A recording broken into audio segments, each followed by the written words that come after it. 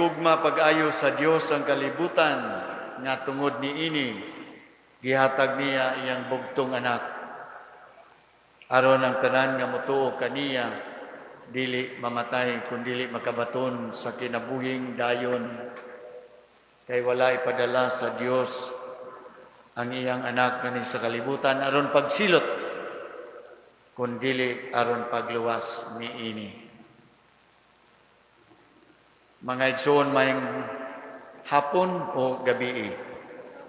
Mayong gabi, lingian ang imong tapad. Mao ba na imong tapad pod kani atong Domingo? Ingna po mayong gabi diha. Bisag landag pa, nagsuga naman. Gabi na. Mga igsoon, usa sa giisip nga best known and beautiful religious poem sa English mao kining giuluhan The Hound of Heaven. Tingali uban kaninyo nakaagbat na niini. The Hound of Heaven. Kini gisulat ni Francis Thompson. O kini mahitungod sa iyang kaugalingong kinabuhi nga mitalikod, midagan palayo sa Dios. Apan ang Dios sa mag-iro nga mangangayam gagukod sa iyang kalag o nagdala kini kaniya balik sa Dios. Sa gabay pa kini si Francis, gusto niya magpari. Apan kay may pagkatapulan man daw, gi-enroll siya sa medical school aron mahimong doktor. Ayay, nalulong man hinuon sa gitawag opium habit, kanang na-addict ba sa opium. Dili syabo, kay wala pa syabo kaniadto, bago pa lang na-addict, na-damage iyang brain, naapektuhan iyang panglawas, nahatod siya sa pagkawalay nahot, pagka makililimos, ngadtos pagka-libod suroy. Og swerte na lang, nakahuna-una sab siya, nga mag-shoe shine boy na lang og tigpamaligya og ticket. Ticket dili para sa concert o kaha ticket para sa boxing, kundi ticket para sa horse fight, away sa kabayo. Pinaagi sa kaluoy sa usa ka batang babae, nailhan siya sa magtiayon nga si Mr. and Mrs. Wilfred Minel nga maoy nakadiscover sa iyang talent ug nakaaninaw sa iyang inner goodness. Taliwala nga naingon ana siya, nilutaw ang iyang good-natured nga pagkatao, iyang inner goodness. Ug diha sa kamot nining magtiayon, Mr. and Mrs. Wilfred Minel, si Francis Thompson nahibalik ra gayud sa Dios. Busa tanawa, nagdagan palayo sa Dios, apan ang Dios daw iro nga mangangayam, nagukod, nagdala niya balik sa Dios. The Hound of Heaven. Mga igsoon, dili kay siya ra ang nakasinati niini. Kung isipon nato, daghan baya nga ingon ani usab. Nakadungog mog mga conversion stories. Number 1 ni ana si Saint Paul of Tarsus. Si San Pablo mismo.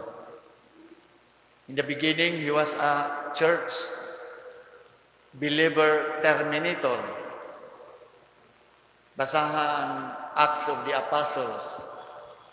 Katulo niya gibalik-balik ng iyang conversion story. Nahimo siyang church builder. Hulip sa iyang gihimo kaniadtong pagguba sa mga nisunod sa angdalan, unang mga Kristiyanos. Kailata ni San Agustin,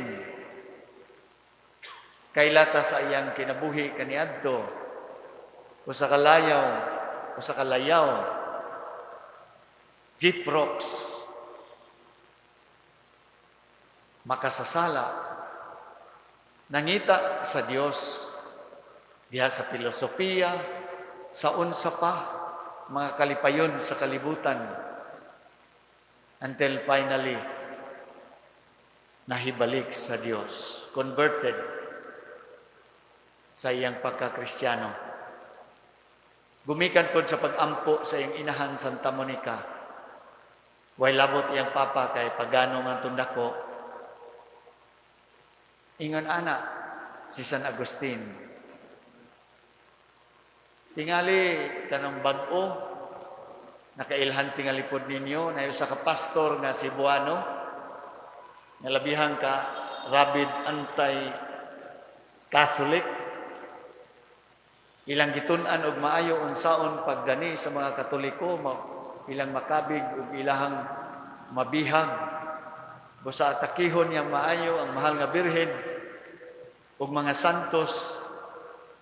Karon unsa man siya na hinuon mo'y usa sa mga pastor nga converted nga naga-promote, nagatudlo sa pagtuong Katoliko. Kailan mo niya? Siya si Noe Dora. Nakaanhin ako nuna din sa atua kung diocese. Noe Dora. Kadumdum mo sa ni John Newton, kanang story behind Amazing Grace, nailain sa kanta ng Amazing Grace, how sweet the sound that saved a wretched like me. I once was lost, and now I'm found. Story na ni John Newton. Mangutana ta, nganong ingon ana man ng Dios? Mga igsoon, wag ilaing rason. Tungod sa iyang hilabihang dakong paghigugma kanato.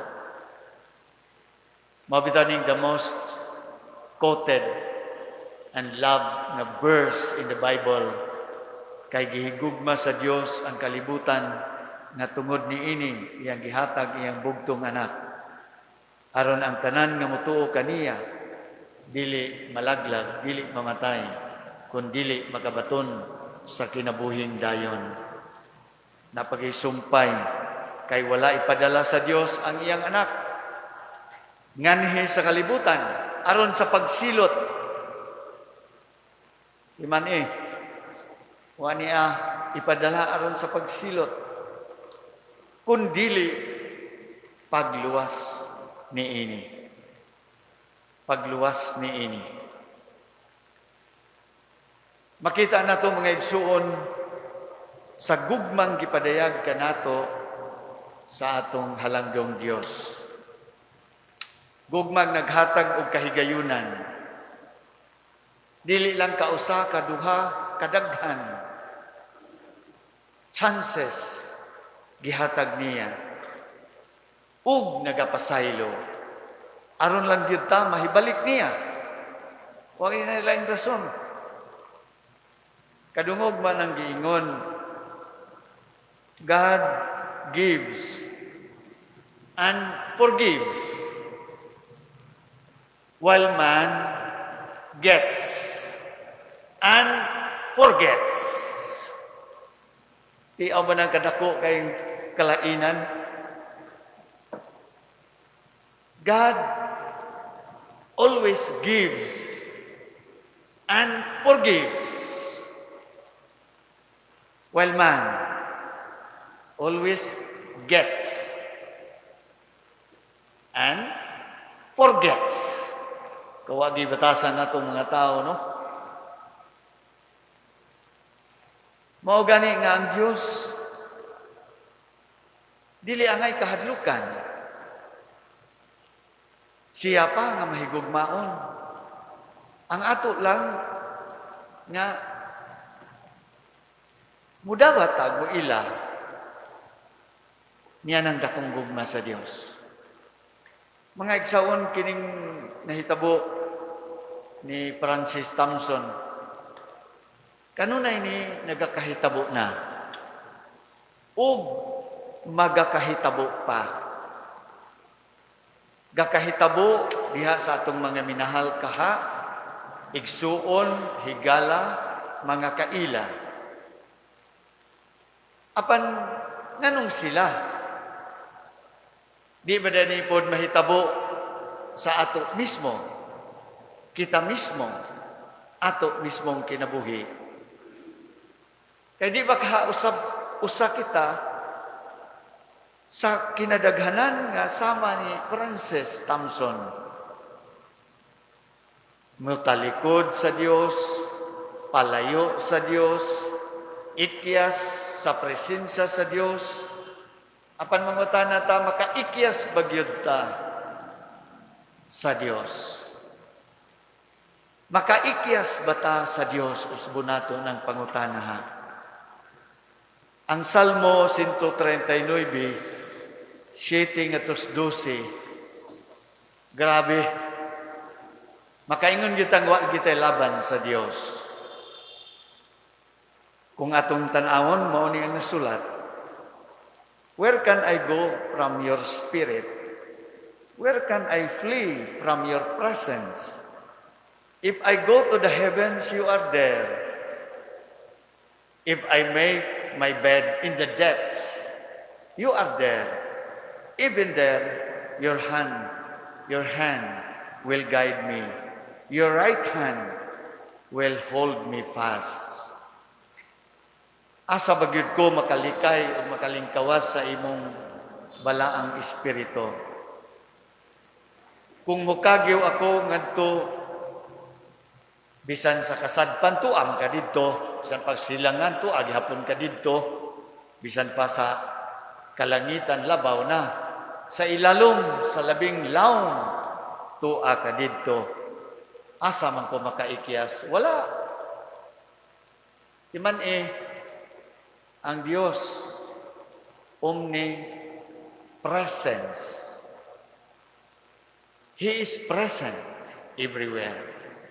Wala tay kaikyasan gikan sa iyang presensya. Sapagkat tinuod bisag unsaon pa natong talikod niya, bisag unsaon pa natong dagan palayo niya, basig naguna pamanggani nun siya, tagbuan ra pud ta.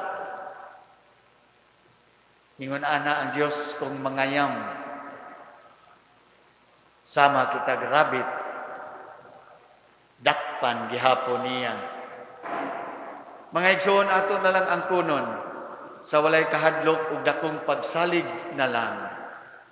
Pangitaon gukuron ta sa Dios, dili aron silotan. Usbon ako, nganong pangitaon pa mangyud ta sa Dios? Dili aron ta silotan. Kasabot ka sa usa ka inahan, nga sa kanang batang gamay, bisan gani batang gamay way buot, mudagan, mukatawa pang magdagan. Unya di ba na masakpan sa may gugmaong kamot sa inahan? Kay bisag unsaon pa niya dagan, tagbuon na mahinoon siya, inay nga siya mo palayo, sa pupuhon siya, mga bukton sa inahan. Yan ana ang Diyos. Yan ana ang Diyos. Di ta makaikyas. Muna'y nindot. Kay kung gukuron man ta sa Dios, pangayamon man ta sa Dios, dili kay aron silutan ta. kundi aron mahibalik ta niya. Di ba? Kay wala ipadala sa Dios ang iyang anak nga sa kalibutan aron pagsilot, kundi pagluwas niini. Kining ipasabot nga kalibutan kita makasasala. Mga igsoon, di ra bagyud pulan ang Dios. Kaya ang iyang gugma sa kahangturan. Kita raman maguna-una nga walay forever.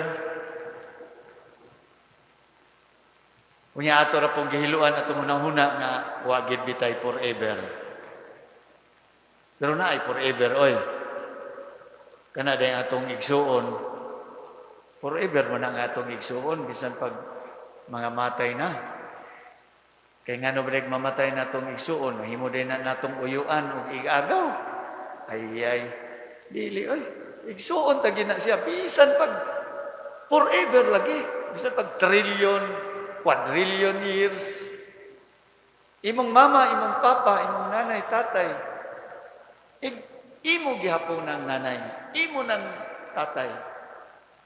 Bisan pag kanusa, hangtod kanusa mag-inihapay ta. Mingon na lang tag eternity. Your mother will be your mother forever. And God remains our God forever. And kita nga iyang gipaka-anak na sinagop, we will always be His adopted children forever. Tapuson ako ni, nganong naingon ani ni, ang ikaduhang pagbasa akong kutloon. Apan labihan kadako ang kaluoy ug gugma sa Dios alang kanato, nga bisan pagani sa patay pa kita sa espiritu tungod sa atong pagkadaotan, sa ato patungod sa atong pagkamakasasala. Gibanhaw kita niya uban kang Kristo. Ug sa atong pagkahiusa kang Kristo Jesus, gibanhaw kita niya uban kang Kristo aron maghari kita uban kaniya didto sa kalangitan. Amen.